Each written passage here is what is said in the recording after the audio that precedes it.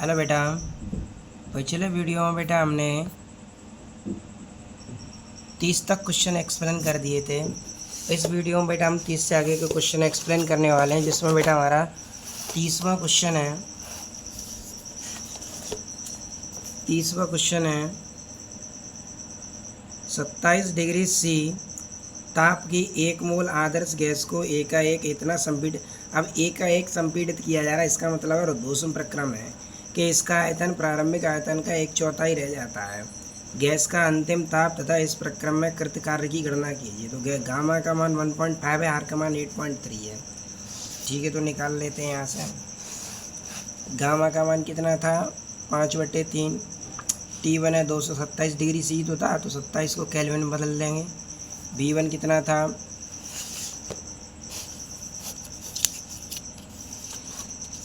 नहीं, 30वां तो हो गया था, ये है 31वां। हीलियम गैस गामा बराबर 5/3 का प्रारंभिक दाब 27 डिग्री सी तथा हुआ है 20 लीटर आयतन घेरती है। गैस को पहले नियत दाब पर आयतन दुगना होने तक गर्म किया जाता है। फिर इसमें रुद्धोष्म परिवर्तन होता है, जिससे इसका ताप प्रारंभिक मान पर लौट आता है। गैस का अंतिम आयतन ज्ञात कीजिए। तो देखो बेटा, गामा कितना है? 5/3। T1 कितना है? 27 यानी 300 केल्विन। B1 है 20 लीटर और दुगना ही आयतन तो है, तो 40 लीटर हो जाएगा। गैस 2 प्रक्रमों में होकर गुजरती है। समतापी प्रक्रम, तो समतापी प्रक्रम में पहले निकालेंगे ताप B1/V T1 बराबर V2/T2। B1 कितना है? 20। T1 कितना है? 300। V2 कितना है? 40। T2 निकालेंगे यहाँ से, तो इसका इसमें और इसका इसमें मल्टीप्लाई कर देंगे तो 20 T2 बराबर कितना हो जाएगा? 12,000। इसे बट्टी में लिया, कितना आ गया? 600 केल्विन। अब T2 का मान आ गया 600 केल्विन। अब रुद्धोष्म प्रक्रम के लिए V2 40 लीटर है, तो T2 600 केल्विन है। T3 है 300 केल्विन। B3 ज्ञात करना है, गामा है 5/3। तो अंतिम आयतन V3 बराबर V2 T2 पर पावर T2/T3 पर पावर 1/गामा-1। V2 कितना है? 40। T2 कितना है? 600। T3 कितना है? 300। गामा का मान 5/3, तो 5 3 एकम 3, तो 5 - 3/3 पहली चौथी करेंगे 3 ऊपर आ जाएगा, और 3 में से 5 में से 3 घटाएंगे 2 बचेगा 3/2। ठीक है, अब ये 3 का क्यूब कितना हो जाएगा? 8, और 8 का वर्गमूल लेंगे तो 4 × 2 लिख सकते हैं इसको, तो ये हो जाएगा 2/2। तो 2 का इसमें 80 हो गया, इसका मान रख दो, कितना हो जाएगा? 113.12, यानी ये हो जाएगा 113.12 लीटर। इसके बाद है क्वेश्चन नंबर 32। क्वेश्चन नंबर 32 में क्या है? एक आदर्श गैस का प्रारंभिक आयतन V1 तथा दाब P1 बराबर 6 वायुमंडल है। समतापी प्रसार द्वारा इसका आयतन V2 तथा दाब P2 बराबर 3 वायुमंडल दाब हो जाता है। तत्पश्चात रुद्धोष्म प्रसार द्वारा इसका आयतन V3 तथा दाब P3 बराबर P2 वायुमंडलीय दाब हो जाता है। दाब आयतन परिवर्तन का कच्चा आरेख खींचिए। V2 V1 और V3 V2 के मान ज्ञात कीजिए। ठीक है, ज्ञात कर लीजिए। तो P1 है 6 वायुमंडल, P2 है 3 वायुमंडल, P3 है 2 वायुमंडल। V2/V1 और V3/V2 ज्ञात करना है। तो समतापी प्रक्रम के लिए V1 बराबर P2 V2, तो P2 को इधर ले आओ, V1 को इधर ले आओ, तो P1/P2। P1 कितना है? 6। P2 कितना है? 3। P1 है 6, P2 है 3, तो 2/3। तो पहला आंसर कितना आ गया? 2:1। अब रुद्धोष्म प्रक्रम के लिए P2 V2 पे पावर गामा, P3 V3 पे पावर गामा, तो V3 को इधर ले आएंगे तो V2/V3 पे पावर गामा, P2 को इधर लाएंगे तो P3/P2। अब V3 उल्टा कर देंगे तो V3 ऊपर आ जाएगा, V2 नीचे आ जाएगा, और गामा को इधर ले आएंगे तो 1/गामा हो जाएगा। P2 का मान रखते हैं 3/2, 1.5 पे पावर 1/गामा। गामा का मान 1 से अधिक है, अतः V3 का मान V2 से 1.5 गुना हो जाएगा, 1.5 गुना से कम हो जाएगा। कितना हो जाएगा? 1.5 गुना से कम। और इसका कच्चा आरेख ये होगा, यहाँ से यहाँ तक ताप में परिवर्तन धीरे धीरे हो रहा है, और यहाँ से यहाँ तक ताप में परिवर्तन एकदम हो गया है, तो इसलिए प्रक्रम जल्दी हो गया। तो ये रुद्धोष्म प्रक्रम के लिए, ये समतापी प्रक्रम के लिए। ठीक है, इसके बाद है क्वेश्चन नंबर 33, जो कि ऊष्मागतिकी के प्रथम नियम पर आधारित है। यदि किसी ऊष्मागतिकी निकाय को 50 जूल ऊष्मा देने पर निकाय द्वारा 30 जूल कार्य किया जाता है तो निकाय की आंतरिक ऊर्जा में परिवर्तन कितना होगा। तो ऊष्मा कितनी दी है 50 जूल, तो 50 जूल ऊर्जा और कार्य कितना किया 30 जूल, ऊर्जा में परिवर्तन है। तो डेल्टा यू बराबर क्यू माइनस डब्ल्यू, 50 माइनस 30 कितना आ जाएगा 20 जूल। बहुत आसान था ये तो। इसके बाद है क्वेश्चन नंबर 34। वायुमंडलीय दाब 1 × 10⁵ न्यूटन/मीटर तथा 100 डिग्री सी ताप पर 1 सेमी क्यूब जल से 1671 सेमी जल वाष्प बनती है। वाष्पन की गुप्त ऊष्मा 540 कैलोरी प्रति ग्राम है। जल के 1 ग्राम को वायुमंडलीय दाब पर वाष्प में परिवर्तित करने से उसकी आंतरिक ऊर्जा में कितनी वृद्धि होगी। ऊष्मा का यांत्रिक तुल्यांक कितना है। तो वो तो यांत्रिक तुल्यांक तो हम यहाँ कैलोरी को जूल में बदल देंगे तो वो वहाँ से कन्वर्ट हो जाएगा, ठीक है। तो आयतन ये है, बाद का आयतन ये है, पहले का आयतन ये है। तो V1 V2 के मान दे रखे हैं। तो V1 का मान है 1 सेमी क्यूब, V2 का मान है 1671 सेमी, P तो 1 × 1.0 10⁵ आई। गुप्त ऊष्मा कितनी थी, गुप्त ऊष्मा थी 540 कैलोरी प्रति ग्राम। तो 540 कैलोरी प्रति ग्राम है। कैलोरी को कन्वर्ट कर देंगे 4.2, ग्राम को कन्वर्ट करेंगे 10⁻³ माइनस की 3 घातें ऊपर जाएंगी प्लस की हो जाएंगे। डेल्टा यू ज्ञात करना। तो किया गया कुल कार्य W बराबर P delta V। P V2 का मान 1671, V1 का मान 1, 1671 में से घटा दो तो 1670 बचा, ठीक है। और ये यहाँ पर हमने ये कन्वर्ट कर दिया था V1 ये सेंटीमीटर क्यूब। तो सेंटीमीटर में घातें -2 होती हैं, 3 लगाए तो कितनी हो जाएंगी 6। तो इसलिए हमने यहाँ पर इस 1670 को सेंटीमीटर में कन्वर्ट करके 10⁻⁻6 लिख दिया, ठीक है।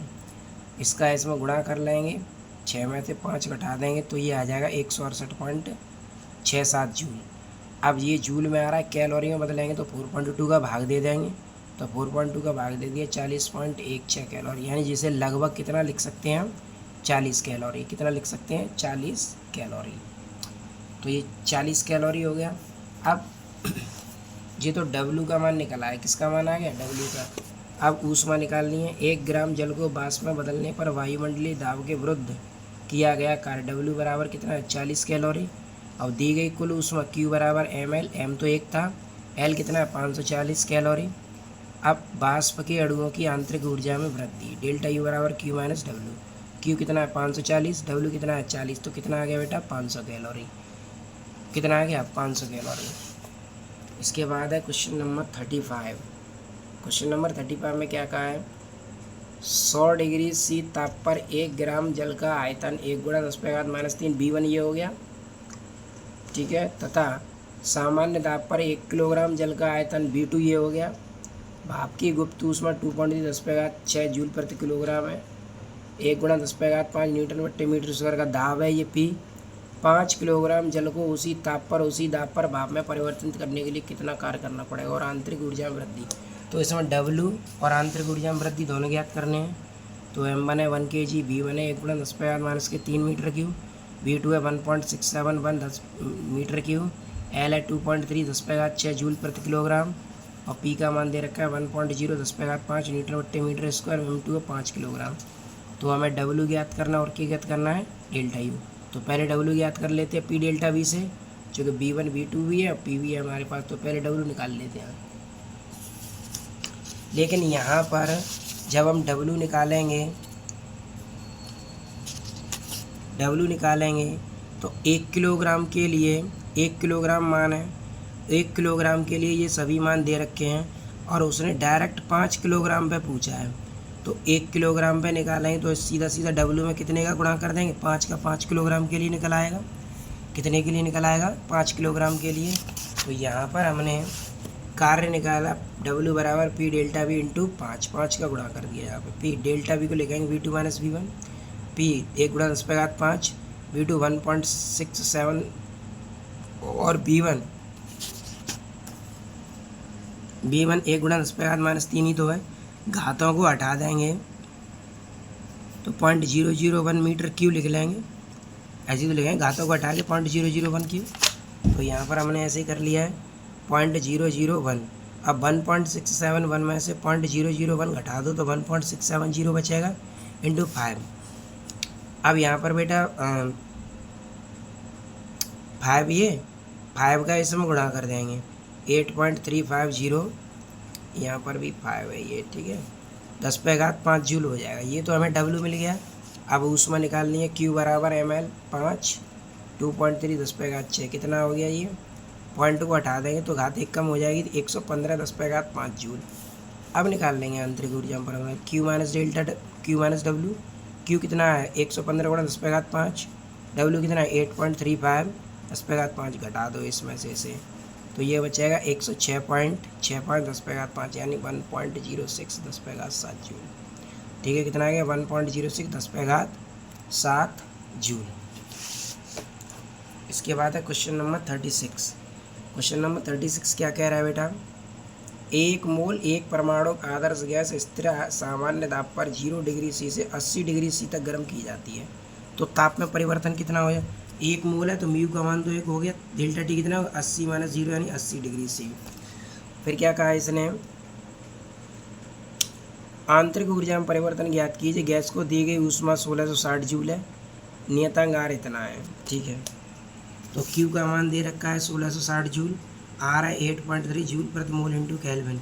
गैस को स्थिर दाब पर गर्म किया जाता है अतः गैस द्वारा किया गया कार्य डब्ल्यू बराबर पी डेल्टा वी, और पी डेल्टा वी की जगह पे क्या लिख देंगे म्यू आर डेल्टा टी। गति वो गैस समीकरण से, किससे, गैस समीकरण से, क्योंकि गैस समीकरण क्या होता है पी वी बराबर म्यू आर टी, तो डेल्टा वी की जगह पे क्या लिख देंगे म्यू आर डेल्टा टी।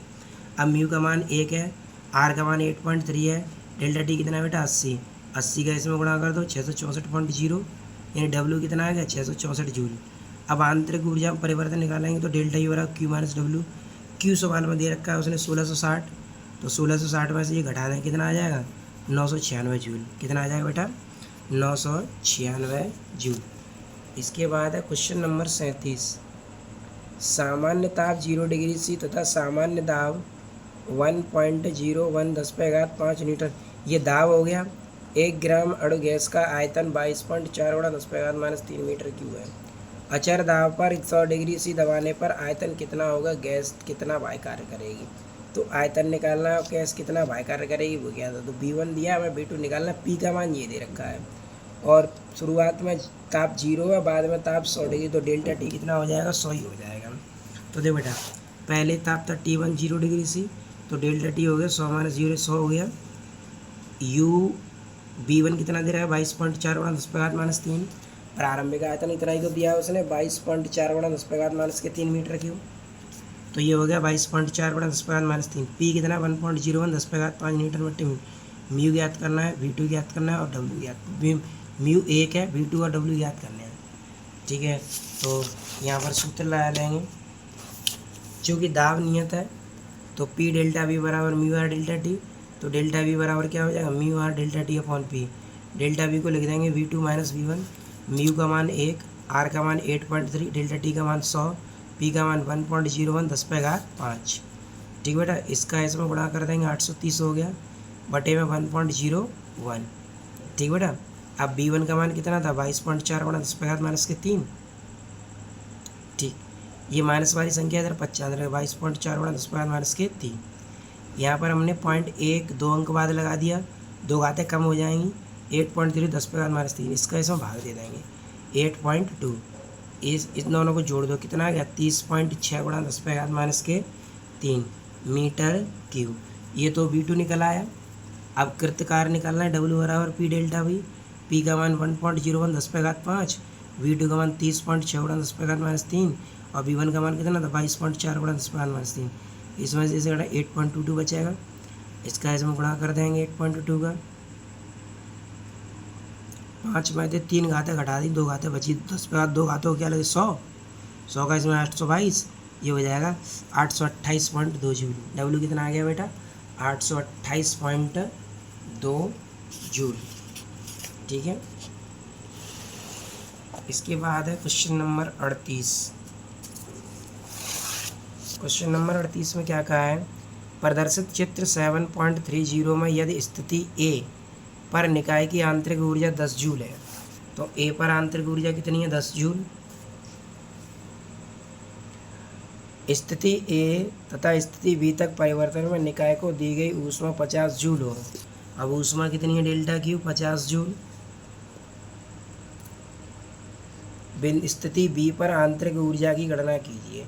तो स्थिति बी पर हमें आंतरिक ऊर्जा ज्ञात करनी है। ए पे दिए तो सबसे पहले हमें ए से बी तक कार्य निकालना पड़ेगा, और ए से बी तक कार्य निकालेंगे तो ये समांतर चतुर्भुज बन रहा है। कौन सा चतुर्भुज बन रहा है? समांतर चतुर्भुज। तो समांतर चतुर्भुज का क्षेत्रफल होता है समांतर भुजाओं का योग। तो ये वाली भुजा 10 है और ये वाली भुजा 30 है, बटे आधार। आधार 3 में से 1 घटा देंगे। तो यहाँ पर हमने पहले प्रक्रम ए बी में किया गया कार्य W बराबर 1/2 समांतर भुजाओं का योग इंटू आधार, 10 + 30, और आधार कितना था? 3 - 1। तो 3 में से 1 घटा देंगे, 2 से 2 कटेगा, कितना आ गया? 40 जूल। अब ऊष्मागतिकी के प्रथम नियम से डेल्टा U बराबर Q - W। Q कितना है? 50, W कितना है? 40, घटा दो, कितना आ गया? 10। अब UA का मान कितना दे रखा था उसने? 10 ही तो दिया था। तो UA का मान हो गया 10, 10 इधर 55 कर दो, 10 + 10 कितना हो गया? 20 जूल हो गया। तो बी पर आंतरिक ऊर्जा कितनी है? 20 जूल है। कितनी है बेटा? 20 जूल है। इसके बाद है क्वेश्चन नंबर 39। चित्र 7.31 में एक आदर्श गैस अवस्था ए से अवस्था सी में 2 पथों ABC तथा AC द्वारा लाई जाती है। AC द्वारा लाई जाती है, यानी ABC में लाई जा रही है और AC में लाई जा रही है। वह पथ ज्ञात कीजिए जिसमें किया गया कार्य कम होगा। तो किया गया कार्य तो AC में ही कम होगा, क्योंकि इसके द्वारा घेरा गया क्षेत्रफल इसके द्वारा घेरे गए क्षेत्रफल से ज़्यादा है, कम है। तो इसके द्वारा जब क्षेत्रफल कम है तो AC के कारण तो पथ AC में किया गया कार्य कम होगा ABC की तुलना में। फिर अवस्था A में गैस की आंतरिक ऊर्जा 10 जूल है, यानी A में ऊर्जा कितनी है? 10 जूल। तो UA हो गया 10 जूल। ठीक है।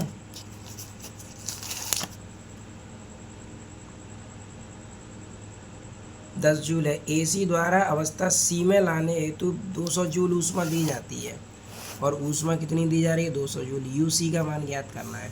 तो हम AC में कार्य निकालेंगे पहले। प्रक्रम AC में किया गया कार्य, तो समांतर भुजा, ये देखो समलंब चतुर्भुज बन गया। तो ये वाली भुजा और ये वाली भुजा समांतर भुजाएं होगी। तो इस भुजा का योग, इस भुजा का मान यहाँ से यहाँ तक 5 है, और यहाँ से यहाँ तक इस भुजा का मान 15 है। तो समांतर भुजाओं का योग 5 + 15। आधार यहाँ 6, यहाँ 2 है, तो 6 में से 2 घटा देंगे तो ये दूरी निकल आएगी। तो 6 - 2 कितना बचा? 4। 2 से 4 काट दो 2 बार, कितना आ गया? 40 जूल। ठीक है। कितना आ गया? 40 जूल। अब ऊष्मागतिकी के प्रथम नियम से डेल्टा U बराबर Q - W। Q कितना है? 200, W कितना है? 40, delta U UC - UA। UA कितना है? 10, 200 में से इसे घटा दो 160, 10 इधर 95 करो, कितना हो गया? 170 जूल। कितना आ गया बेटा? 170 जूल। इसके बाद थर्ड पॉइंट में क्या कहा है? थर्ड पॉइंट में कहा है उसने अवस्था बी में गैस की आंतरिक ऊर्जा 20 जूल है। अब अवस्था बी में आंतरिक ऊर्जा कितनी है? 20 जूल। और अवस्था ए की आंतरिक ऊर्जा तो पहले ही दे रखी थी उसने, कितनी? 10 जूल। अब वो कह रहा है ABC में कृत कार्य। तो देखो AB में किया गया कार्य तो 0 होगा, क्योंकि आयतन 0, आयतन में तो परिवर्तन होगा ही नहीं। देखो ये AB है, A से B, तो A से B में आयतन तो 2 ही है, आयतन में परिवर्तन तो हो ही नहीं रहा, तो डेल्टा B 0 हो जाएगा, और डेल्टा B 0 हो जाएगा, डेल्टा B 0 हो जाएगा तो कार्य भी 0 हो जाएगा। अब कार्य 0 हो जाएगा तो यहाँ पर लगा लेंगे डेल्टा U बराबर Q - W। डेल्टा U की जगह पे लिख देंगे UB - UA बराबर Q। तो UB कितना था? ये 10, कितना आ गया? 10 जूल। कितना आ गया? 10 जूल। तो इस तरीके से बेटा हमारे 39 तक क्वेश्चन कंप्लीट हुए। Thanks for watching.